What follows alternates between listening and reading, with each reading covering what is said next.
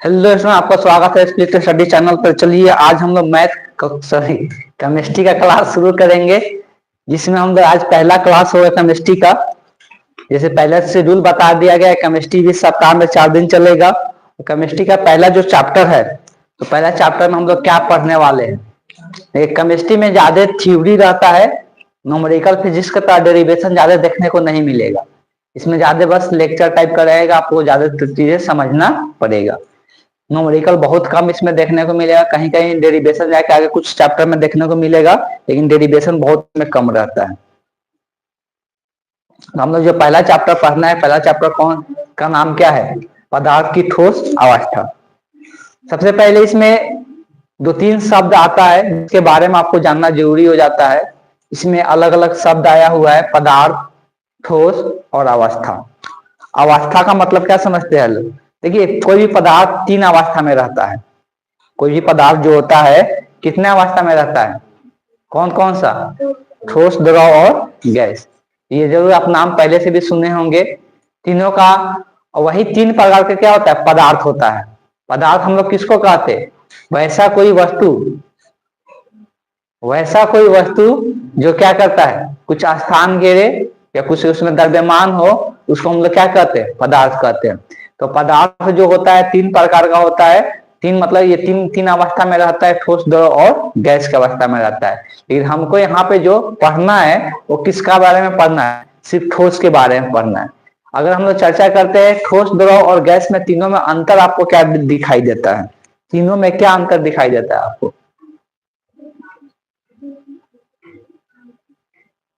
एक नॉर्मल बातें जो बताया जाता है, कौन सा इसमें स्थिर होता है, कौन सा परिवर्तन होता है, ये चीजें बताया जाता है कि उसके क्या होता है, आयतन में परिवर्तन देखने को मिलता है, या उसके आकार में परिवर्तन देखने को मिलता है, या उसके द्रव्यमान के बारे में बात करते हैं। तो अगर हम लोग ठोस का बात करते हैं, ना उसका आकृति बदलता है और न ही उसका द्रव्यमान में कोई परिवर्तन होता है। न उसका आकृति बदलेगा, नहीं उसका द्रव्यमान में कोई परिवर्तन होगा, मतलब उसका आयतन में कोई परिवर्तन नहीं होता है। तो आयतन और आकृति पर ध्यान दीजिएगा लोग। तो ठोस जो होता है, जो इधर से जितना भी सामान यहाँ पे रखा हुआ है, सबके सब क्या है? ठोस अवस्था में है। न इसका आकृति बदल रहा है और न इसका क्या हो रहा है, न इसका आयतन बदल रहा है। लेकिन वही बात करते हैं किसका? द्रव का। द्रव में पानी आ जाता है, केरोसिन आ जाएगा, तो ये सब क्या होता है? द्रव होता है। तो द्रव में आयतन तो नहीं बदलेगा, लेकिन क्या बदल जाता है? आकृति बदलते रहता है। पानी का आकृति तो बदलते रहता है, उसको जिस कंटेनर में रखी उस आकृति में ढल जाएगा, लेकिन क्या उसका आयतन में परिवर्तन हो जाएगा? क्या आयतन में परिवर्तन नहीं होगा, आयतन उतना ही रहेगा। लेकिन अगर बात करते हैं गैस का, तो दोनों बदलता है, उसका आयतन भी बदलेगा और आकृति भी बदलता है। उसको जितना ज्यादा जगह मिलेगा उतना जगह में क्या हो जाता है? फैल जाता है। सिंपल एग्जांपल हम लोग बोलते हैं कि कोई भी अगरबत्ती वगैरह जलाते हैं, तो एक जगह जलाते हैं, वहां पे अगर रूम है तो पूरा रूम में उसका खुशबू चला जाता है। मतलब वो क्या करता है कि पूरा आयतन रूम का ले लेता है। वो तो आयतन में परिवर्तन हो ही रहा है और उसका आकृति तो बदल ही रहा है। तो दोनों चीज उसमें क्या होता रहता है? बदलते रहता है। तो ये क्या होता है? गैस में हम लोग को देखने को मिलता है, उसका आयतन भी बदलता है और उसका आकृति भी बदलता है। लेकिन जो ठोस का बात करते हैं, ठोस में क्या होता है कि आयतन और आकृति क्या होता है? फिक्स होता है, उसका नहीं बदलता है। तो हम लोग इस चैप्टर में ठोस के बारे में ही पढ़ने वाले हैं। चलिए हम लोग स्टार्ट करेंगे। तो सबसे पहले वही ठोस के बारे में बता दिया गया। ठोस के कण एक स्थान से दूसरे स्थान तक गमन नहीं करते। ठोस के जो कण होते हैं, हमको पता है कि जितना भी पदार्थ बनता है, पदार्थ छोटे छोटे कणों से मिलकर बना हुआ रहता है। तो जो ठोस के अंदर में जो कण होते हैं, वो कण एक जगह से दूसरी जगह नहीं जाते हैं। ठोस की आकृति क्या होती है? निश्चित होती है। ये अपने स्थिर मध्य बिंदु से दोनों ओर क्या करते रहते हैं? कंपन करते रहते हैं। अब ऐसा भी बात नहीं है कि उसमें थोड़ा सा भी उसके कण में कंपन नहीं होता है। अगर कोई ठोस पदार्थ है, अगर कोई ठोस पदार्थ होता है, तो इसमें अगर मान लो छोटा छोटा कण है, तो ऐसा नहीं है कि इसका कण में थोड़ा सा इधर उधर नहीं हो सकता, इसमें कंपन होता है अंदर में कण में। अब ये भी नहीं बोल सकते थोड़ा भी इधर उधर। इसका कारण क्या होता है कि इसका जो कण होता है बहुत पास पास रहता है, इसके बीच में स्पेस क्या होता है? बहुत कम होता है। इसका से ये इधर उधर नहीं करता है। तो वही चीज लिखा हुआ है कि ये क्या होता है? फिक्स रहता है, इधर उधर नहीं करता, लेकिन थोड़ा बहुत इसमें कंपन अंदर में देखने को मिलता है। और देखा है ठोस पदार्थ क्या होता है? दृढ़ होता है। देखते हैं कि जो ठोस होते हैं वो कमजोर तो होते नहीं है, उसमें होता है ना, लगता है दृढ़ता है, मतलब उसमें क्या है, कठोरता है, इस प्रकार से देखने को मिलता है। ये ठोस का क्या है, ठोस के बारे में कुछ विशेषता बताया गया जो कि हम पहले अभी डिस्कस कर दिए थे। अब जो हम लोग इस चैप्टर में पढ़ना है, ठोस के दो प्रकार होते हैं और उसमें से भी हम लोग एक ही पढ़ना है। ठोस दो प्रकार में बांटा गया है ठोस पदार्थ को, जिसमें से हमको एक ही पढ़ना है। तो ये जो दो प्रकार है कौन कौन सा है, एक है क्रिस्टलीय ठोस, एक होता है अक्रिस्टलीय ठोस। तो दोनों को एक एक करके समझेंगे, लेकिन हम लोग को जो इसमें चैप्टर में पढ़ना है वो क्रिस्टलीय ठोस के बारे में पढ़ना है।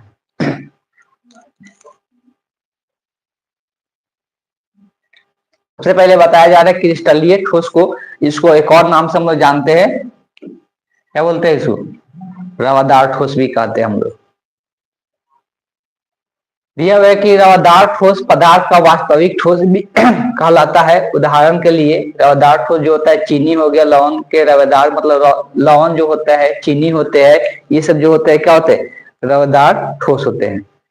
रवादार ठोस का मतलब बोल सकते हैं, क्रिस्टलीय ठोस का मतलब बोल सकते हैं, इसका जो आकृति देखोगे लोग तो थोड़ा सा क्या होता है, इसके आकृति अगर बड़ा करके देखा जाता है तो इसमें जो अंदर का बनावट होता है वो एक फिक्स आकृति होता है, मतलब एक रिपीटेशन आकृति होता है। मतलब क्या होता है कि जैसे कोई चीज सजा के रखा जाता है ना, तो इसका भी अंदर का जो कण होते हैं उसी प्रकार से क्या होता है, सजा हुआ रहता है। इसीलिए इसको हम लोग क्रिस्टलीय ठोस में इसको बांट दिया गया है। क्रिस्टलीय जो ठोस होते हैं वो ऐसा पदार्थ होते हैं जो क्या हम लोग बोल सकते हैं कि उसका नाम कण जो होते हैं, उसका अंदर का एक फिक्स आकृति रहता है, फिक्स आकृति बना के रखता है, एक सजा हुआ आकृति में देखने को मिल जाता है। तो उसी को हम लोग क्या कहते हैं, रवादार ठोस के नाम से जानते हैं। अब इसका कुछ गुण होते हैं, कुछ विशेषता होता है, तो उसके बारे में दिया हुआ है। पहला दिया हुआ है, ठोस के कणों को एक दूसरे के सापेक्ष निश्चित द्रव्य विन्यास होते हैं। तो वही चीज लिखा हुआ है, ठोस के जो कण होते हैं, इसका जो कण होते हैं एक दूसरे के सापेक्ष एक निश्चित द्रव्य विन्यास देखने को मिलता है, ओरिएंटेशन देखने को मिलता है। मतलब इसके जो कण होंगे, एक आकृति से अगर समझाने की कोशिश करते हैं तो मान लेते हैं इसका कण जो है, तो कण जो होगा हमेशा हर एक कण एक दूसरे के समान दूरी पर दिखेगा ना, उसी को हम लोग बोल रहे हैं यहाँ पर द्रव्य विन्यास, मतलब एक निश्चित द्रव्य विन्यास के आकृति में रहता है। जो इसका कण होगा अंदर का, ये समान दूरी पर होगा, एक निश्चित आकृति देखने को मिलता है। मान लेते हैं यहाँ पर कोई आकृति बन रहा है, सेम आकृति आपको आगे भी देखने को मिलेगा, सेम आकृति भी आपको आगे ही देखने को मिलेगा। तो इस तरह से एक निश्चित द्रव्य विन्यास इसका देखने को मिलता है, इसके कणों का। दूसरा दिया हुआ है, ठोस पदार्थ के आयतन पर ताप एवं दाब अत्यंत न्यून प्रभाव पड़ता है। इसका जो ठोस पदार्थ होता है, इसका आयतन का ताप और दाब, देखिए बहुत सारा ठोस पदार्थ है जिसको ताप और दाब देने पर हम लोग देखते हैं कि उसका आयतन में परिवर्तन होता है कि नहीं होता है। थोड़ा सा सोच के देखिए लोग, कभी कभी कोई ऐसा ठोस पदार्थ होता है जिसमें बहुत ज्यादा गर्म करने पर उसका आयतन में थोड़ा बहुत क्या हो जाता है परिवर्तन हो जाता है, या उसको बहुत दबा देने से क्या हो जाता है, उसके आयतन में क्या हो जाता है, परिवर्तन हो जाता है।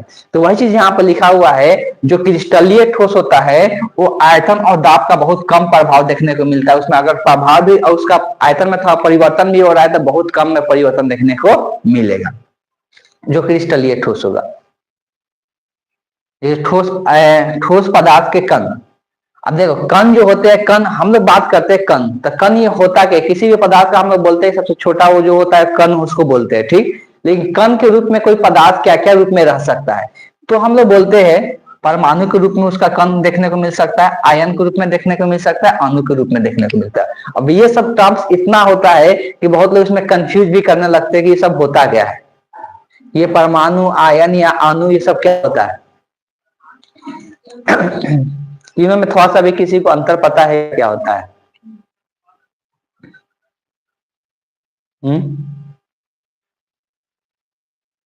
अगर हम लोग बात करते हैं, आज थोड़ा पहला क्लास तो ज्यादा डिस्कशन कर देंगे। सबसे पहले बात करते हैं परमाणु का। सबको ध्यान से सुनिएगा लोग। हम लोग जानते हैं जो जितना भी दुनिया में तत्व है वो कहाँ पे दिया हुआ है, पीरियोडिक टेबल में दिया हुआ है, लोग देखते भी होंगे। पीरियोडिक टेबल में टोटल अभी 118 तत्व दिया हुआ है, ठीक। अब उस तत्व का जो अगर अकेला एक तत्व रहता है तो उसका सबसे छोटा कण क्या होता है, परमाणु होता है। जो तत्व जितना भी होता है उसका सबसे छोटा कण क्या बोला जाता है, परमाणु बोला जाता है। लेकिन नेचर में जो हम लोग को जो नेचर है हम लोग को दिखाई देता है, इस नेचर में कोई भी तत्व का जो परमाणु होता है, किसी किसी के तत्व का परमाणु हमेशा सिंगल रहता है, अदरवाइज हमेशा क्या रहता है, दो जुड़ा हुआ देखने को मिलता है। क्या होता है, जुड़ा हुआ देखने को मिलता है। अगर हम जल का बात करते हैं, जल का स्ट्रक्चर आप लोग देखे होंगे, जल का स्ट्रक्चर क्या होता है, H2O होता है, यही होता है ना, जल का सूत्र यही होता है H2O। इसमें हमको पता है कि इसमें दो तत्व से मिलकर यह बना हुआ है। तो तत्व है ना, कौन कौन सा है, हाइड्रोजन है और ऑक्सीजन है। ये भी हमको पता चल रहा है कि इसमें जो यहाँ पर नीचे में दो लिखा हुआ, ये इंडिकेट कर रहा है कि हाइड्रोजन का जो परमाणु है इसमें कितना है, 2 गो है। ऑक्सीजन का परमाणु कितना है, 1 गो है। इसका मतलब जल के जब एक जल का ये क्या कहलाता है, ये जो एक अणु कहलाता है, ये इस अणु में कितना परमाणु है, तो 3 परमाणु है। कितना परमाणु है, इसलिए हाइड्रोजन का 2 है, ऑक्सीजन का कितना है, 1 है। तो जल कभी भी, इसमें जल का अगर बात करेंगे तो दो तत्वों से मिलकर बना हुआ है। अब ये जल का जब से छोटा कण हम लोग लेंगे तो उसका छोटा कण परमाणु नहीं होगा, उसका छोटा कण क्या कहलाएगा, अणु कहलाएगा। जल जो होगा वो उसका छोटा कण क्या कहलाएगा, अणु कहलाएगा। लेकिन मान लेते हैं कि हम आयरन लेते हैं, आयरन को हम लोग Fe से दिखाते हैं, या भी एक तत्व ही है, क्या है ये, सिंपल ये तत्व है। तो ये हम आयरन का नाम हम लोग सुने होंगे। अब आयरन का हम लोग बात करते हैं तो आयरन में और कुछ दिख रहा है क्या, इसमें एक ही परमाणु दिख रहा है। इसलिए जो लोहा होगा तो लोहा का सबसे छोटा कण में क्या कहेंगे कि सिर्फ परमाणु है, लोहा का छोटा कण क्या बन रहा है, परमाणु बन रहा है। लेकिन अगर जल का छोटा कण बात करें तो जल का छोटा कण क्या बन रहा है, अणु बन रहा है। वैसे ही कभी कभी हम ऑक्सीजन का बात करते हैं, ऑक्सीजन गैस सभी को पता है। तो ऑक्सीजन गैस का बात करते हैं तो ऑक्सीजन कभी भी सिंगल परमाणु से नहीं बनता है। आप लोग उसका याद किए होंगे सूत्र, ऑक्सीजन का क्या होता है, O2 होता है। तो ऑक्सीजन हमेशा 2 परमाणुओं से मिलकर बनता है। ऑक्सीजन कभी भी सिंगल परमाणु ऑक्सीजन का नहीं दिखेगा। इस यहाँ पे 2 परमाणु दिख गया, इसका मतलब ऑक्सीजन का भी सबसे छोटा कण को हम लोग क्या कहेंगे, अणु कहेंगे, परमाणु नहीं कहेंगे। बात समझ में आ गया, तो अणु और परमाणु बात समझ में आ गया। दूसरा क्या है, यहाँ पे तीसरा एक है आयन।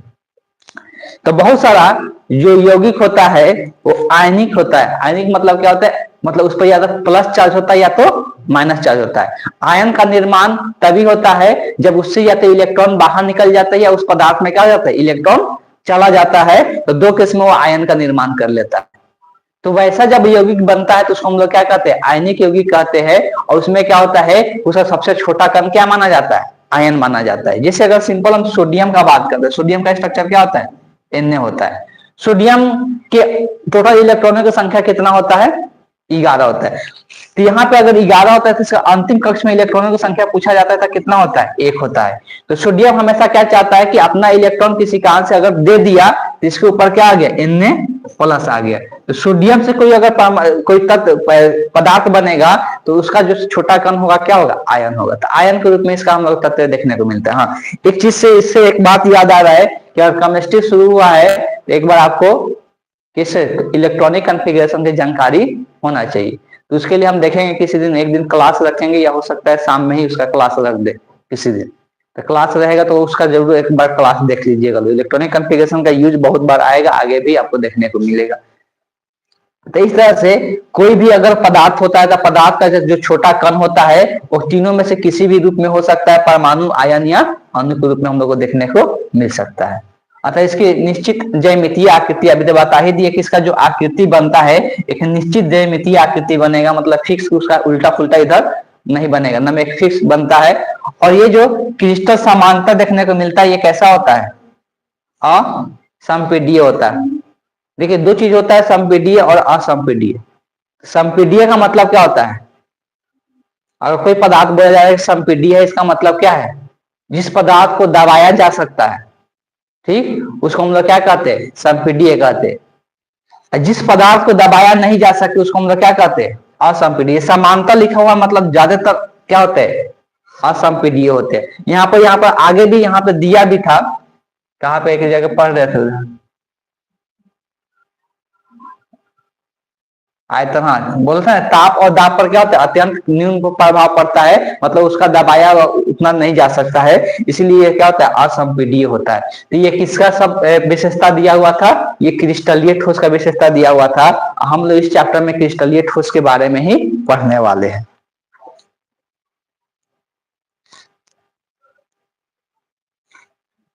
अब है अक्रिस्टलीय ठोस, जिसको हम लोग क्या कहते हैं, एक और नाम से बेरेवादार ठोस हम लोग कहते हैं। जैसे हो गया कांच, रबर, कुछ अनुभार वाले बहुलक जो होते हैं, बहुलक के बारे में हम लोग आगे पढ़ेंगे।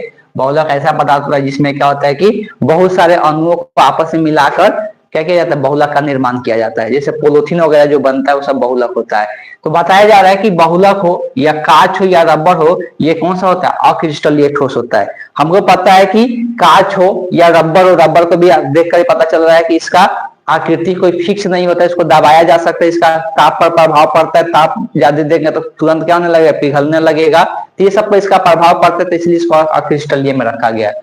अक्रिस्टलीय ठोस का कुछ विशेषताएं दिया हुआ है, इनमें बहुत कम दृढ़ता होती है। दृढ़ता मतलब वही कि इसका आकृति अपना बनाए रखता है, इसमें बहुत कम ऐसा देखने को मिलता है। ज्यादातर ये अपना आकृति क्या करता है, खो देता है, अपना आकृति से भटक जाता है। बाह्य दाब डालने पर आसानी से क्या हो जाता है, ये विकृत हो जाता है, मतलब बाह्य दाब डालते हैं तो आसानी से ये क्या हो जाता है, टूट जाता है। ठीक, टूट जाता है। इनके अवयवी कण अनियमित रूप से रहते हैं। तो अब यहाँ पर वही चीज बोल रहे थे, इसका जो कण होगा एक निश्चित आकृति में नहीं रहेगा, इसका जो कण होगा ये निश्चित आकृति नहीं रहेगा। तो इसलिए लिखा हुआ है कि इसका ज्यामितीय आकृति जो होता है निश्चित नहीं होता है। ठीक, इसका ज्यामितीय आकृति हम लोग को निश्चित नहीं देखने को मिलता है। इसका द्रव्यनांक अनिश्चित होते हैं। अब देखिए इसका एक और नाम दिया हुआ है, इसका जो द्रव्यनांक होता है, अच्छा द्रव्यनांक और क्वथनांक थोड़ा बहुत पता है। क्वथनांक क्या होता है, बॉइलिंग पॉइंट होता है जिस ताप पर क्या होता है, उबलता है। द्रव्यनांक क्या होता है, जिस ताप पर क्या होता है, पिघलता है। तो कोई पदार्थ जिस ताप पर पिघलता है उसको हम लोग क्या कहते हैं, द्रव्यनांक कहते हैं। ठीक, तो द्रव्यनांक जो होता है इसका निश्चित अनिश्चित होता है। गर्म किए जाने पर क्रमशः मुलायम हो जाते हैं और अंततः स्पष्ट द्रव रूप में परिवर्तित होकर क्या हो जाते हैं, चलंत, मतलब क्या होने लगता है, ये पिघल कर चलने लगता है। ठीक, अगर इसको हम लोग ताप देंगे, गर्म करेंगे तो ये क्या होगा, पिघल जाएगा, पिघल के ये बहना शुरू हो जाएगा तुरंत। इसमें ऐसा देखने को मिलता है। ये क्या होता है, समदैशिक होते हैं।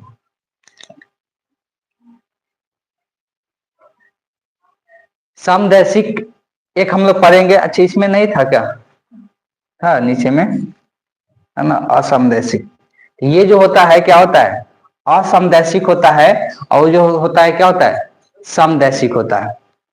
अब ये दोनों में थोड़ा सा का अंतर होता है कि अगर इसका हम लोग बात करते हैं असमदैशिक, मतलब इसका जो बोल सकते हैं कि जब इसका आकृति बनाया जाता है तो इसके आकृति में हम लोग एक डायगोनली हम लोग देखने को मिलता है कि इसका ये बट जाता है। जैसे कि हम लोग इसके बारे में आगे चर्चा करेंगे तो वहां पर और डिटेल में समझ में आ जाएगा। और ये समदैशिक होता है, तो इतना भी थोड़ा सा ध्यान में रखिए कि ये समदैशिक होता है।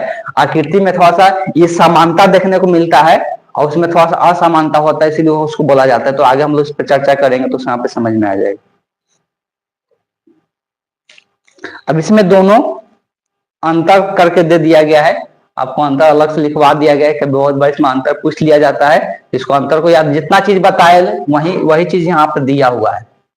जितना चीज हम लोग अभी डिस्कस किए, क्रिस्टलीय ठोस और अक्रिस्टलीय ठोस में क्या क्या चीजें हम लोग पढ़े, तो इसमें दिया है निश्चित और नियमित ज्यामितीय आकृति होता था। पहला ये चीज हम लोग अभी पढ़े कि इसका जो ज्यामितीय आकृति होता है क्या होता है, निश्चित होता है। तो वही चीज यहाँ पर लिखा हुआ है, लेकिन इसका ज्यामितीय आकृति क्या होता है, अनिश्चित होता है। ठीक, आगे हम लोग बात करते हैं समान ज्यामितीय आकृति वाले छोटे छोटे टुकड़ों में ये क्या होते हैं, टूट जाते हैं। और जब इसको हम लोग तोड़ते भी है, जो क्रिस्टलीय ठोस होता है अगर उसको तोड़ते भी है तो उसको तोड़ेंगे भी तो समान ज्यामितीय आकृति में टूटेगा। ज्यामितीय आकृति इसका जो बनावट होगा वो समान आकृति में टूटेगा, ऐसा नहीं कि ऐसे कहीं से टूट जाएगा। लेकिन इसको तोड़ेंगे तो क्या होगा, समानता चिपटे नहीं होते हैं, ये चिपटा अगर करने की कोशिश करेंगे नहीं होना, ये टूटने का टुकड़ों की कोई ज्यामितीय आकृति बनता है। इसका कोई ज्यामितीय आकृति भी हमको नहीं दिखेगा। अब ये ज्यामितीय आकृति बार बार इसलिए बोला जा रहा है, जब हम इसमें पढ़ेंगे क्रिस्टलीय ठोस में, इसका आकृति देखेंगे ना, तो आकृति इसका ऐसा दिखेगा कि लगेगा कि एक घर के जैसा क्या हुआ है, सजा हुआ है। ठीक, इसीलिए इसको बोला जा रहा है। इसको तोड़ने के बाद भी उसमें आकृति में कोई परिवर्तन नहीं होता, उसी प्रकार आकृति उसका छोटा छोटा टुकड़ा का भी आकृति वैसा ही दिखेगा। इसका द्रव्यमान जो होता है क्या होता है, सुस्पष्ट होता है, लेकिन इसका द्रव्यमान जो होता है स्पष्ट नहीं होता है। मतलब कहने का मतलब ये है कि इसका द्रव्यमान जो कहेंगे उसका हर एक जगह का फिक्स नहीं होता है, लेकिन इसका क्या होता है, एक फिक्स द्रव्यमान देखने को मिलता है। उसी ताप पर क्या होता है, ये उबलता है, पिघलता है। इनके भौतिक गुण विभिन्न दिशाओं में भिन्न भिन्न होते हैं। देखिए यहाँ पर ये अभी थोड़ा देर पहले ही बताया था कि इसको हम लोग क्या कहते हैं, असमदैशिक कहते हैं। इसका सिंपल मतलब यही है कि इनके भौतिक गुण जो होते हैं विभिन्न दिशाओं में क्या होते हैं, भिन्न भिन्न होते हैं। अब ये भौतिक गुण के रूप में क्या क्या आता है, कोई बता सकते हैं क्या? भौतिक गुण के रूप में क्या क्या आता है? अगर किसी चीज का भौतिक गुण बोलते हैं तो भौतिक गुण का मतलब होता है उसका घनत्व, और उसका क्या घनत्व का बात करेंगे, या उसका द्रव्यमान का बात करेंगे, उसका क्वथनांक का बात करेंगे। तो ये सब क्या होता है, किसी भी पदार्थ का भौतिक गुण होता है। दो गुण हम लोग को देखने को मिलता है, एक रासायनिक गुण होता है। रासायनिक गुण में हम लोग क्या कहते हैं, वो किसी के साथ अभिक्रिया कर जाता है तो उसको हम लोग क्या कहते हैं, रासायनिक गुण कहते हैं। तो वही चीज यहाँ पे बता रहा है कि ये जो क्रिस्टलीय ठोस होता है इसका भौतिक गुण भिन्न भिन्न दिशाओं में क्या होते हैं, अलग अलग अगर दिशा उसका लेकर देखते हैं तो उसका हम लोग को क्या देखने को मिलता है, उसका भौतिक गुण जो होगा अलग अलग देखने को मिलता है। अब दिशा का मतलब क्या होता है कि अगर कोई ठोस पदार्थ है, इसको थोड़ा सा ऐसे नचा के देखो, थोड़ा घुमा के देखो कि अलग अलग दिशाओं में मतलब क्या होगा, कि कहीं पर क्या होगा कि इसका बोल सकते हैं घनत्व अलग है, कहीं पर क्या उसका घनत्व थोड़ा सा अलग दिखेगा। तो इस तरह से क्या होता है कि अगर अलग अलग दिशाओं में इसको रोटेट करके हम लोग देखते हैं तो इसमें क्या होता है, इसका घनत्व अलग अलग देखने को मिलता है। भिन्न भिन्न दिशाओं में भिन्न भिन्न इसका घनत्व देखने को मिलेगा, या इसको हम लोग बोल सकते हैं क्वथनांक जो ठीक होता है, क्वथनांक हो गया या द्रव्यमानांक हो गया, वो सब अलग अलग हम लोग देखने को मिल जाता है। इसलिए इसको हम लोग क्या कहते हैं, असमदैशिक के नाम से जानते हैं। इसमें क्या होता है, ऐसा नहीं होता है, सारे दिशाओं में क्या होते हैं, समान होते हैं, इसीलिए इसको हम लोग क्या कहते हैं, समदैशिक कहते हैं। बाकी तो इसमें आप चीजें बता ही दिए। ये अंतर डायरेक्ट ध्यान में रखिएगा, लोग डायरेक्ट ये पूछा जाता है एग्जाम में, इसलिए याद रखना दो चार पॉइंट। पहला पॉइंट ऐसे ही याद रहेगा कि इसका निश्चित और नियमित क्या होते हैं, ज्यामितीय आकृति होते हैं, और उसका वो नहीं होता है। दूसरा यहाँ पर ये आसान है कि ये इसका द्रव्यमानांक क्या होता है, सुस्पष्ट होता है, लेकिन वो अस्पष्ट नहीं होता है। तीसरा यहाँ पर आसानी से याद रख सकते हैं, ये क्या होता है, असमदैशिक होता है, वो क्या होता है, समदैशिक होता है। तो दो तीन पॉइंट ऐसे ही आप याद रख सकते हैं।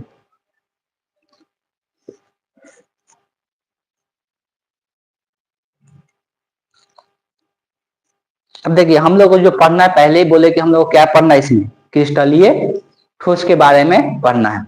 अब क्रिस्टलीय ठोस के बारे में चैप्टर में हम लोग को नहीं पढ़ना है। तो क्रिस्टलीय ठोस का अगर बात करते हैं तो क्रिस्टलीय ठोस को चार भागों में बांटा गया है। क्रिस्टलीय ठोस को चार भागों में बांटा गया है। कौन कौन सा है,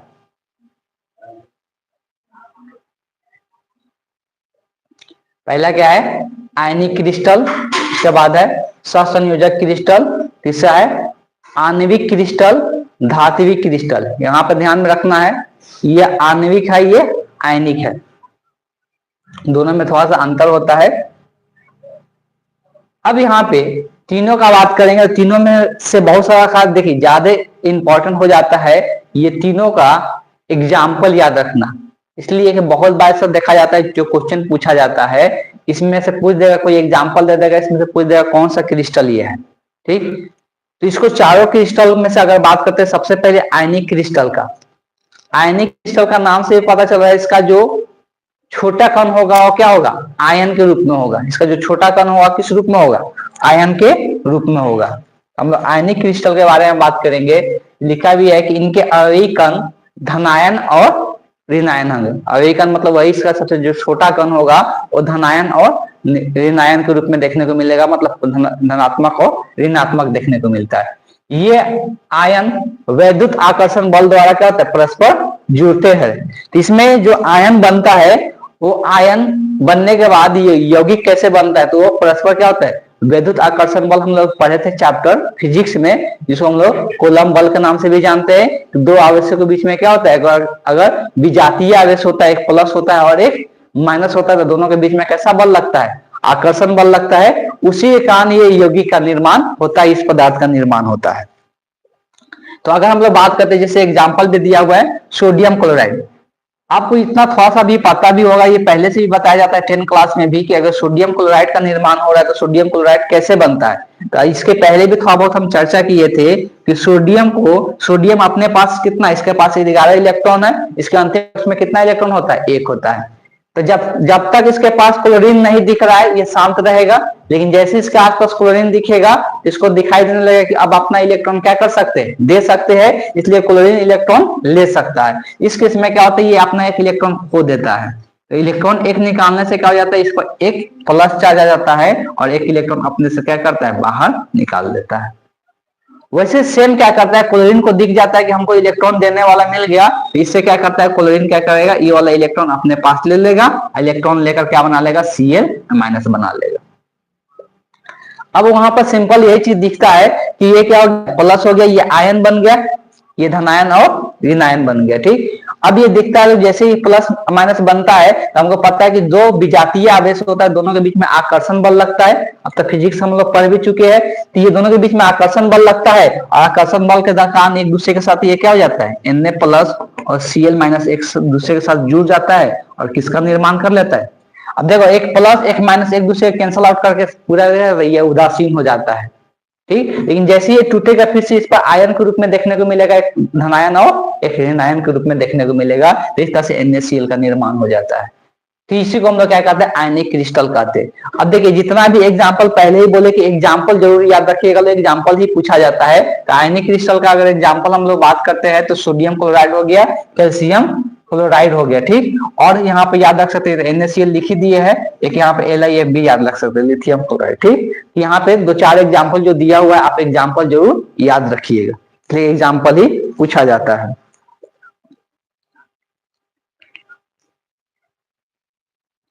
अब इसका कुछ कुछ विशेषता दिया हुआ है, विशेषता में देख सकते हैं कि आयनिक क्रिस्टल का क्या क्या विशेषता होता है। विशेषता क्या होता है, पहला ये है कि ये कठोर और भंगुर होते हैं। कठोर का मतलब समझ रहे, हार्ड होगा। दूसरा क्या है, भंगुर। भंगुर का मतलब क्या होता है, भंगुर का मतलब बोलिए तो, भंगुर का मतलब होता है उसको अगर पीटेंगे तो वो पूरे चूरा से क्या हो जाएगा, चूर चूर हो जाएगा। ठीक, उसको हम लोग क्या कहते हैं, भंगुर कहते हैं। ठीक है, तो ये क्या होता है, भंगुर होते हैं। दूसरा दिया हुआ है इनके द्रव्यनांक और क्वथनांक दोनों आ गया। ये शब्द अब हमेशा मिलेगा केमिस्ट्री में, इसलिए याद रखिएगा लोग। द्रव्यनांक का मतलब होता है जिस ताप पर कोई पदार्थ पिघलने लगता है, और क्वथनांक का मतलब होता है जिस ताप पर उबलने लगता है। तो ये इसका दोनों का दोनों द्रव्यनांक और क्वथनांक काफी क्या होता है, उच्च होता है, मतलब बहुत ज्यादा होता है। कोई पदार्थ इतना जल्दी पिघलेगा नहीं, इतना जल्दी उबलेगा नहीं। ठोस अवस्था में ये क्या होता है, विद्युत का क्या होता है, कुचालक। ये बहुत ही इंपॉर्टेंट पॉइंट है। जब भी अगर बात करते हैं किसका, आयनिक क्रिस्टल का, तो जब भी ये ठोस अवस्था में रहेगा ये विद्युत का चलन नहीं करेगा। जैसे सिंपल है, हमको पता है NaCl, ये किसको, इसको क्या बोलते हैं, ये नमक ही होता है ना। NaCl क्या होता है, सोडियम क्लोराइड, नमक ही होता है। तो अगर ये नमक में हम सोचेंगे, मान लो कि एक कंटेनर में ऐसे नमक रखे हैं, यहाँ पे क्या कर दिए, एक तार से निकाल दिए, यहाँ पे इलेक्ट्रोड लगा के एक यहाँ से तार निकाल दिए, और यहाँ पे एक बल्ब लगा दिए, बल्ब लगा के इसको बैटरी से जोड़ दिए। क्या ये बल्ब जलेगा, क्या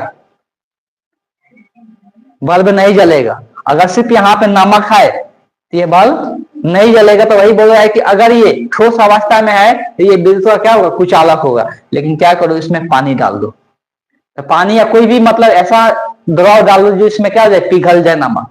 जैसे ही नमक पिघल जाएगा ये क्या करने लगेगा, लाइट यहाँ पे ये जलने लगेगा, तो ये क्या बन जाता है, तो ये द्रवित अवस्था में, अगर इसको जैसे ही नमक को द्रवित अवस्था में ला देंगे, इससे क्या होने लगा, विद्युत धारा प्रवाहित होने लगता है। तो वही चीज यहाँ पे लिखा हुआ है कि ठोस अवस्था में विद्युत का कुचालक होता है, लेकिन द्रवित अवस्था में क्या होता है, विद्युत का सुचालक बन जाता है। ये जल में और अन्य ध्रुवीय विलायकों में आसानी से क्या होते हैं।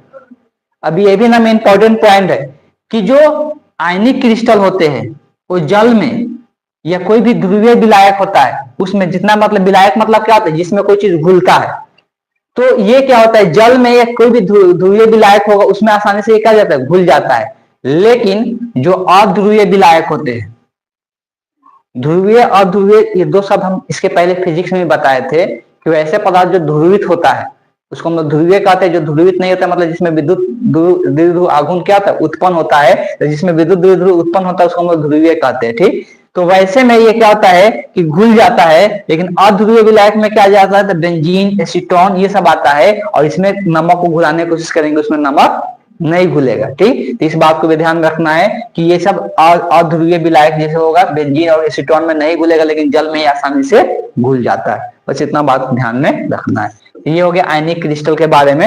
ऐसा करते हैं अब नेक्स्ट क्लास में हम लोग आगे का जो 3 क्रिस्टल है उसके बारे में डिस्कशन करेंगे। तो आज की क्लास को यहीं पे एंड करते हैं।